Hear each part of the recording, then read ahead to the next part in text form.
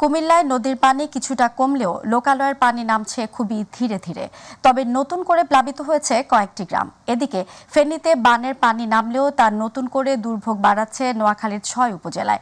সব মিলিয়ে ১১ জেলায় এখনো পানিবন্দী ১০ লাখের বেশি পরিবার। কুমিল্লায় নতুন করে প্লাবিত ব্রাহ্মণপাড়া উপজেলার বিভিন্ন ইউনিয়ন। ভেঙে পড়েছে যোগাযোগ ব্যবস্থাও।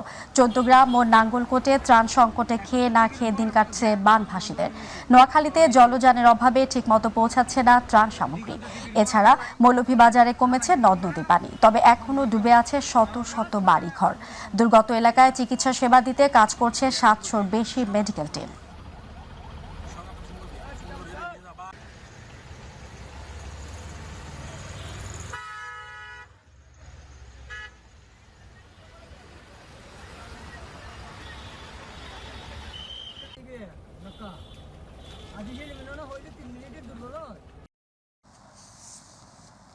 বন্যা পরিস্থিতি নিয়ে সচিবালয়ে দুর্যোগ ব্যবস্থাপনা ও ত্রাণ মন্ত্রণালয়ের ব্রিফিং সম্পন্ন হয়েছে।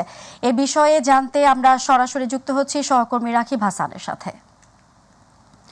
রাকিব, বন্যার ক্ষয়ক্ষতি নিয়ে কি তথ্য জানিয়েছে দুর্যোগ ব্যবস্থাপনা ও ত্রাণ মন্ত্রণালয়?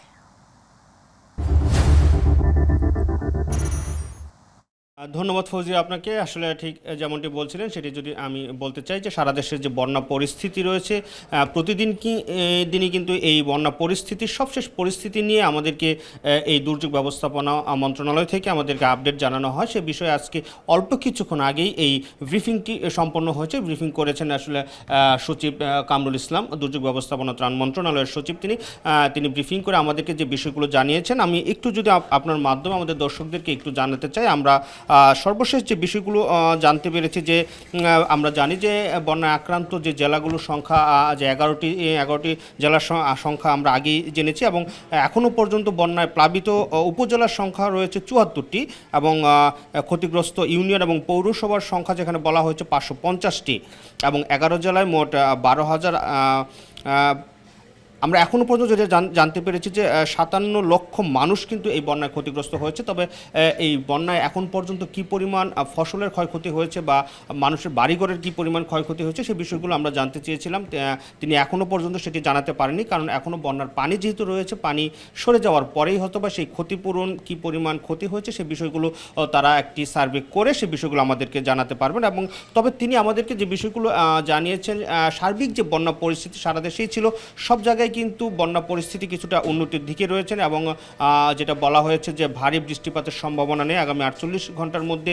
তার ফলে বন্যা পরিস্থিতি আরও অনেকটাই স্বাভাবিক হবে, এবং সেই বিষয়গুলো তিনি আমাদেরকে জানিয়েছেন। এবং ত্রাণ নিয়ে তিনি আমাদেরকে যে বিষয়গুলো বলেছেন যে ত্রাণের বিষয়টি কিন্তু পর্যাপ্ত পরিমাণ ত্রাণ ব্যবস্থা রয়েছে, এবং বন্যা পরবর্তী যে মোকাবেলা করতে হবে বিভিন্ন রোগ জীবাণু বা পানিবাহিত রোগের কারণে বা অন্য যেসব সমস্যার সম্মুখীন হবে সে বিষয়ে কিন্তু সরকারের পক্ষ থেকে পর্যাপ্ত প্রস্তুতি নেওয়া হয়েছে, এবং তারা প্রস্তুতি রয়েছে এবং সেই হিসাবেই তারা কাজ করে যাচ্ছে। এবং সবশেষ আমরা যেগুলো জানতে পেরেছি যে শুধু সরকারিভাবে না, সারা দেশ থেকেই মানুষ, বিভিন্ন সংগঠন, বিভিন্ন শ্রেণী পেশার মানুষ কিন্তু তারা এখানে ত্রাণ নিয়ে আসছেন, এবং পর্যাপ্ত পরিমাণ ত্রাণ পৌঁছে দেওয়া হচ্ছে।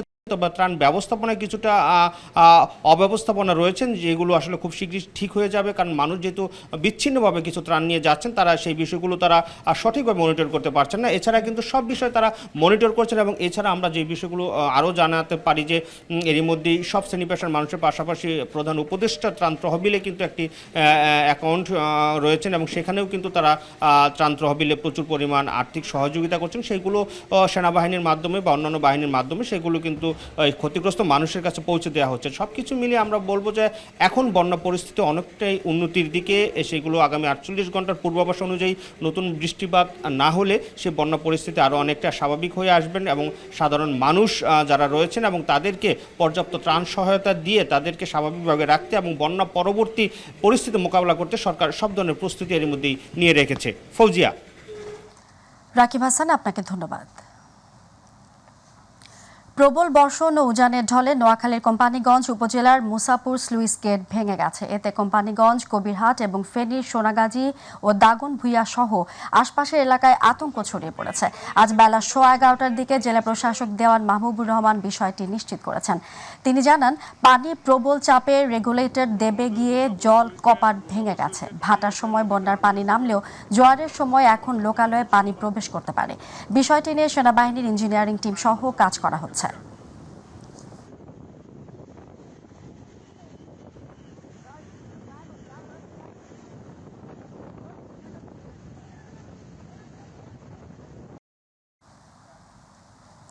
দর্শক, এই মুহূর্তে কুমিল্লা থেকে বন্যা পরিস্থিতির আরো খবর জানাচ্ছেন প্রতিনিধি আবু মুসা।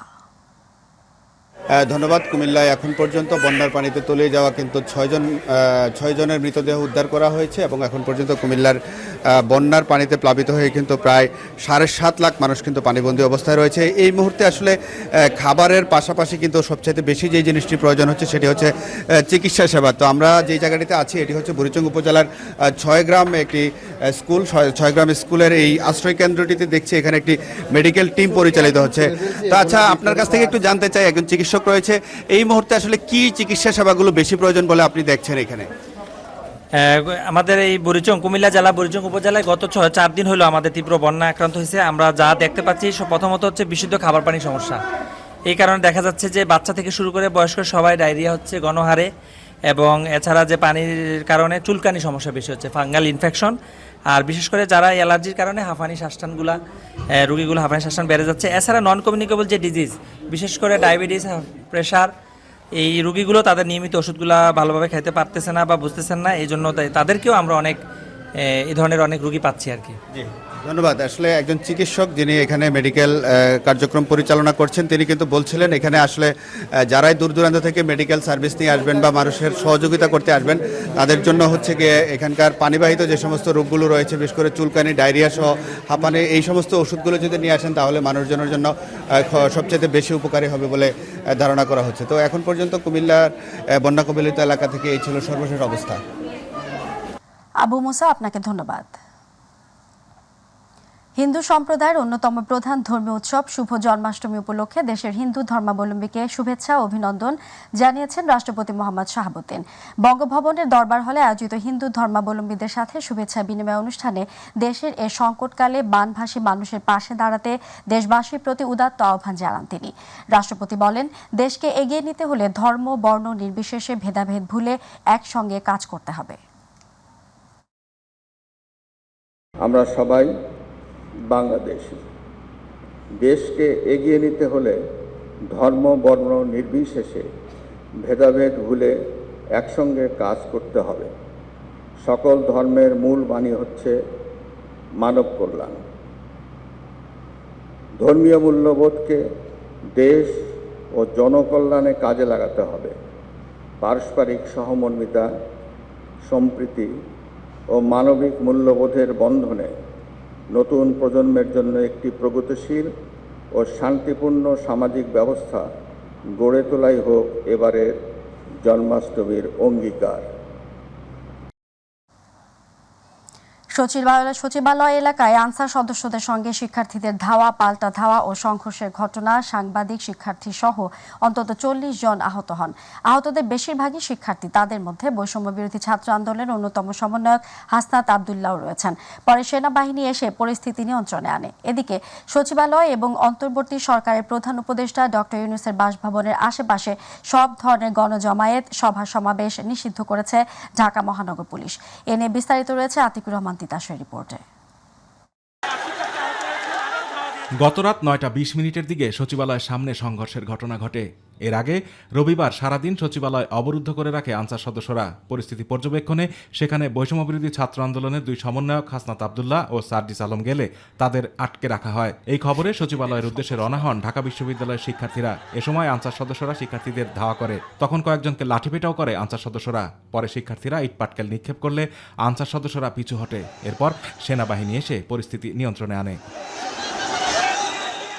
তারা স্বরাষ্ট্র সচিব, স্বরাষ্ট্র উপদেষ্টা, আমাদের উপদেষ্টা নাহিদ, আমাদের শ্রদ্ধেয় স্যার আসিফ নজরুল স্যারকে তারা অবরুদ্ধ করে রেখেছে। আপনাদের আন্দোলন অবশ্যই যৌক্তিক, তবে সেটা এই বন্যার্ত পরিস্থিতি থেকে আমরা উত্তরণ হই, তারপরে আপনারা আপনাদের দাবিগুলো জানান। এই অবস্থা অন্তত জানান না, এই কথা বলাই তাদের কাছে লেগে গেছে। এই জন্য আজকে আমরা এই অবস্থা। আনসার সদস্যদের সঙ্গে শিক্ষার্থীদের সংঘর্ষে অসুস্থ হয়ে পড়েন বৈষম্যবিরোধী ছাত্র আন্দোলনের অন্যতম সমন্বয়ক হাসনাত আব্দুল্লাহ। রাতে অসুস্থ অবস্থায় তাকে ঢাকা মেডিকেল কলেজ হাসপাতালে ভর্তি করা হয়। এরা আনসারের পোশাক পরে ফ্যাসিস্টের কিছু কুচক্রী দালালগুলো এখানে আসছিল, তাদের উদ্দেশ্য ভিন্ন ছিল। এদিকে সচিবালয় এবং অন্তর্বর্তী সরকারের প্রধান উপদেষ্টা ডক্টর ইউনূসের বাসভবনের আশেপাশে সব ধরনের গণজামায়াত, সভা সমাবেশ নিষিদ্ধ করেছে ঢাকা মহানগর পুলিশ। রাতে ডিএমপি কমিশনার মোহাম্মদ মাইনুল হাসান স্বাক্ষরিত এক গণবিজ্ঞপ্তিতে এ তথ্য জানানো হয়। আতিকুর রহমান তিতাস, মাই টিভি।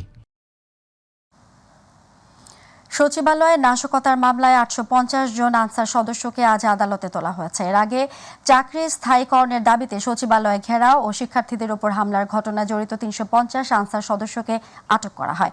পরে তাদের বিরুদ্ধে শিক্ষার্থীদের সঙ্গে সংঘর্ষ, সেনা সদস্যদের আহত করা ও গাড়ি ভাঙচুরের অভিযোগে মামলা করা হয়। গতকাল রাতে শিক্ষার্থীদের সঙ্গে সংঘর্ষে জড়ানোর পর তোপের মুখে সচিবালয় ছেড়ে পালিয়ে যান অধিকাংশ আনসার সদস্য। তবে 350 জনকে পুলিশ হেফাজতে নেওয়া হয়।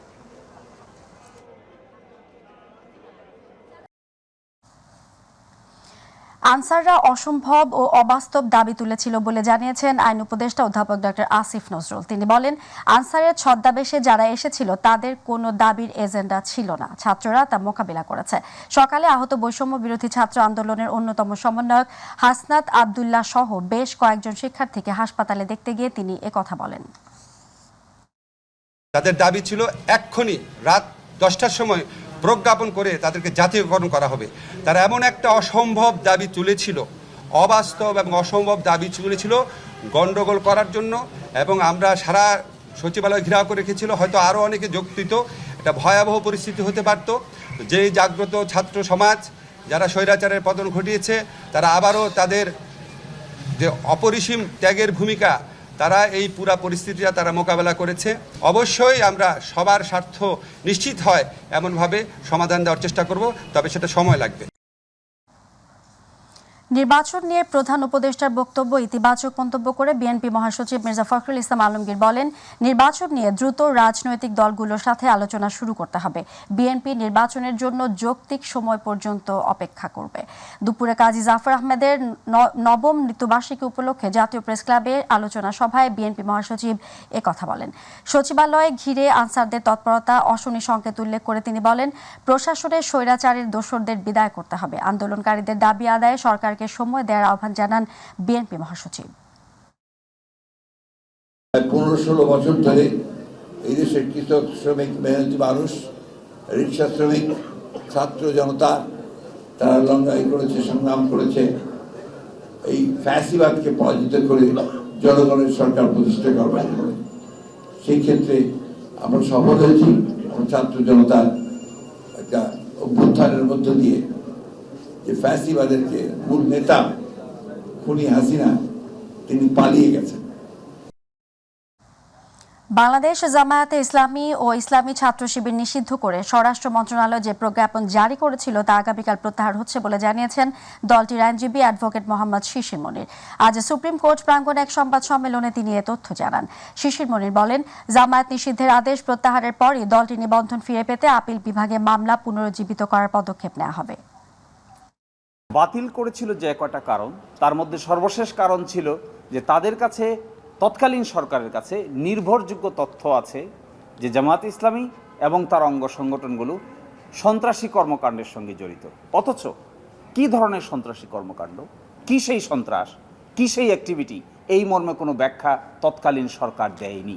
আমরা বর্তমান সরকারকে এটা বলেছি যে আপনাদের কাছে যদি কোনো নির্ভরযোগ্য তথ্য থাকে, কোনো সুনির্দিষ্ট তথ্য থাকে, তাও আপনারা আমাদের দেখাতে পারেন। 2025 সালের পবিত্র হজের প্রাথমিক নিবন্ধন শুরু হচ্ছে আগামী 1 সেপ্টেম্বর। সরকারি বেসরকারি দুই মাধ্যমেই এই নিবন্ধন কার্যক্রম চলবে 30 নভেম্বর পর্যন্ত। ধর্ম বিষয়ক মন্ত্রণালয়ের জনসংযোগ কর্মকর্তা মোহাম্মদ আবু বকর সিদ্দিক স্বাক্ষরিত এক বিজ্ঞপ্তিতে আজ এ তথ্য জানানো হয়।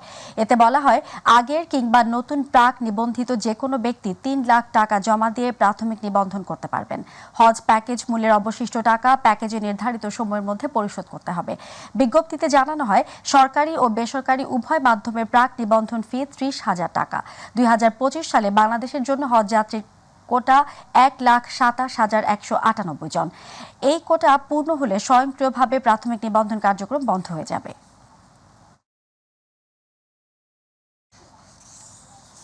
সনাতন ধর্মাবলম্বীদের অন্যতম ধর্মীয় উৎসব শুভ জন্মাষ্টমী আজ। ধর্মীয় ভাব গাম্ভীর্য উৎসবের মধ্য দিয়ে সারা দেশে সনাতন ধর্মাবলম্বীরা দিনটি পালন করছেন। হিন্দু পুরাণ মতে ভাদ্র মাসের শুক্লপক্ষের অষ্টমী তিথিতে ভগবান শ্রীকৃষ্ণ জন্মগ্রহণ করেন। জন্মাষ্টমী উপলক্ষে আজ সরকারি ছুটি। মহানগর সার্বজনীন পূজা কমিটির উদ্যোগে 2 দিন ব্যাপী কেন্দ্রীয় জন্মাষ্টমী উৎসবের গীতাযজ্ঞ, জন্মাষ্টমীর কেন্দ্রীয় শোভাযাত্রা এবং রাতে শ্রীকৃষ্ণ পূজা অনুষ্ঠিত হবে। জন্মাষ্টমীর শোভাযাত্রার উদ্বোধন অনুষ্ঠানে প্রধান অতিথি হিসেবে উপস্থিত থাকবেন আইন, বিচার ও সংসদ বিষয়ক উপদেষ্টা অধ্যাপক ডক্টর আসিফ নজরুল। অনুষ্ঠানটি উদ্বোধন করবেন ডাক, টেলিযোগাযোগ ও তথ্য প্রযুক্তি উপদেষ্টা নাহিদ ইসলাম।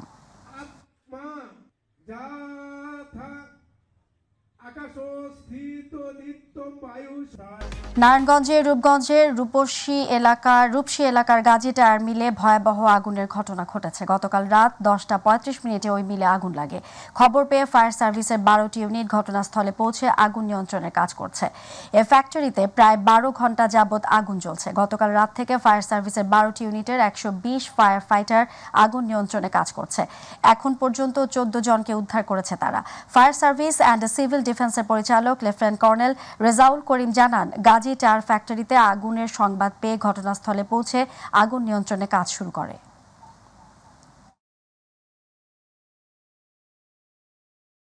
টায়ার এবং টায়ারের কাঁচামাল, রাবার, প্লাস্টিক এই টাইপের দাহ্য পদার্থ ছিল, যার কারণে আগুনটা চতুর্দিকে এই ফ্যাক্টরিতে ছড়িয়ে পড়ে। এখন পর্যন্ত আমরা সর্বমোট 14 জনকে উদ্ধার করতে পেরেছি। বাকি যাদের হিসাব তাদেরকে আমরা আগুন নেভানোর পরে তদন্ত সাপেক্ষে আমরা বাকিটা বলতে পারবো। ফরিদপুরে গ্রাহকদের ভোগান্তির আরেক নাম ভুতুড়ে বিদ্যুৎ বিল। বাড়তি ব্যবহার না করেও বিল দিতে হচ্ছে কয়েক গুণ, ফলে দিশেহারা নিম্ন আয়ের মানুষ। এদিকে অভিযোগ অস্বীকার করে কর্তৃপক্ষ বলছে ভিন্ন কথা। আর এ নিয়ে প্রতিনিধি শফিকুল ইসলাম জনি রয়েছে বিস্তারিত রিপোর্টে। ফরিদপুরের সালথা ও নগরকান্দায় 1 মাসের ব্যবধানে বিদ্যুৎ বিলে এসেছে 3 থেকে 4 গুণ। ভুতুড়ে বিদ্যুৎ বিলে বিপাকে পড়েছেন সাধারণ মানুষ।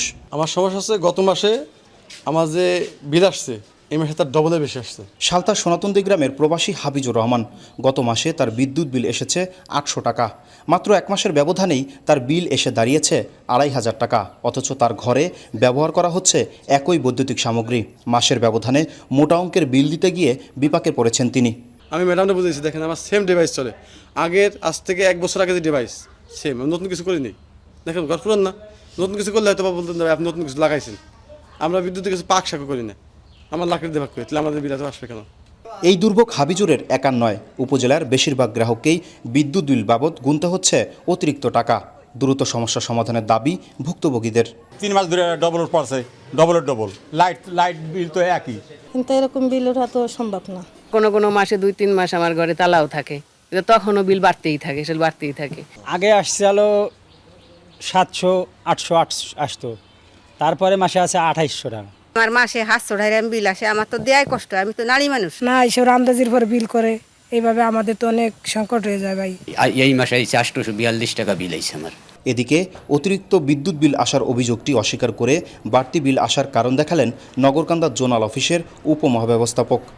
এই টেম্পারেচার প্লাস কুরবানি, এই জন্য অনেকেরই বিদ্যুৎ ব্যবহার বেশি হয়েছে, ঠিক আছে, 3-4 গুণ হয় না, অনেকের হয়তো 1.5 গুণ হয়েছে, কারোর হয়তো এক্সেপশনাল দ্বিগুণ হতে পারে, কিন্তু ম্যাক্সিমামই আপনার ওই কিছু বেশি না, এরকম নর্মালি হওয়ার কথা না। ফরিদপুরের নগরকান্দার এই পল্লী বিদ্যুৎ অফিসের আওতাধীন অধিকাংশ গ্রাহকই ভুতুড়ে বিদ্যুৎ বিলের শিকার। তাই এর দ্রুত সমাধান চান স্থানীয়রা। শফিকুল ইসলাম জনি, মাই টিভি, ফরিদপুর। দর্শক, এই ছিল এখনকার সংবাদে সঙ্গে থাকার জন্য ধন্যবাদ। এছাড়া ইউটিউবে মাই টিভি সংবাদ পেতে ভিজিট করুন youtube/mytvpgnews এবং আমাদের সকল অনুষ্ঠান দেখতে ভিজিট করুন youtube/mytv বাংলা, facebook/mytv বাংলা। আমাদের পরবর্তী সংবাদ দেখার আমন্ত্রণ জানিয়ে বিদায় নিচ্ছি আমি ফৌজিয়া রওশন। আল্লাহ হাফেজ।